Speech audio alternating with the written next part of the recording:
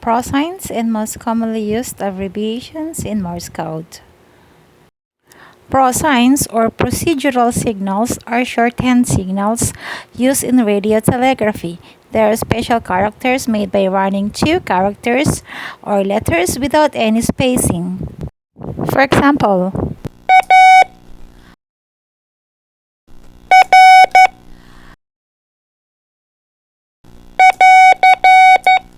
Alpha Radio, dida-dida-dit. Alpha Romeo is a prosign for end of transmission or end of message.